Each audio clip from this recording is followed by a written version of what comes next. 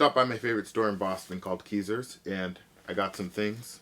Let's see what I got and how much I spent. Grabbed this coat, which was originally from Saks Fifth Avenue. It's a gray check coat with brown window pane. On second glance, I'm not really sure how often I would wear this just because I have so many coats. I believe they had it listed at $295, but I ended up paying about $150 for this, which is a pretty good deal.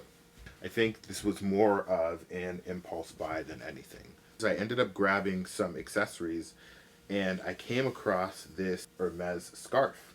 Strongly debating on getting framed and hung, like $100 for this, which is a steal. I love this thing, so we're just gonna count this as an art piece. I wouldn't wear this as a scarf. They ended up having these frames from, I don't know how to say this brand name, Moscot. Light brown. They feel really solid. Like, you can tell these are not cheap plastic sunglasses, and I used to work at Sunglass Hut. Lastly, for accessories, I ended up getting this Remington Swiss watch. I figured this was cheap enough. I think I paid like $30 for this, maybe, or $40. This is a good intro to small watches for me. This is a quartz watch, so once we get the battery swapped and some links removed, I will be wearing this. I ended up grabbing this vintage Burberry trench coat. It's got the classic Burberry lining on the inside, but whoever had this before took pretty good care of it. Fun fact, I also used to work at Burberry. I've always wanted a Burberry trench ever since I was working there. I just don't know how often I would end up wearing this coat. This pretty much has 3 layers of lining here. We've got this layer, which whoever had it before me ended up adding this layer. And then it's got this layer with the Burberry lining, so I can take this lining out.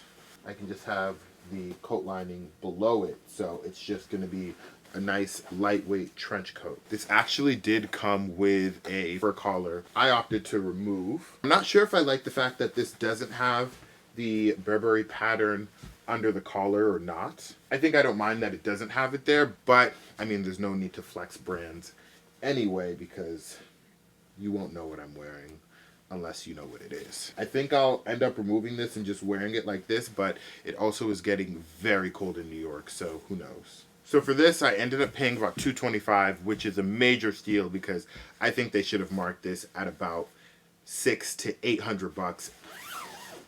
I ended up finding this gray suit. Now, it's Purple Label. And even better, the pants pretty much fit me perfectly. The only gripe I have with this is it doesn't have an extended waistband as opposed to just regular belt loops. I could care less about that. I actually chose to keep this a little bit more of a classic fit. I may end up tapering it a little bit. I think it looks absolutely perfect. It has a slight break. Oh my gosh. Whew.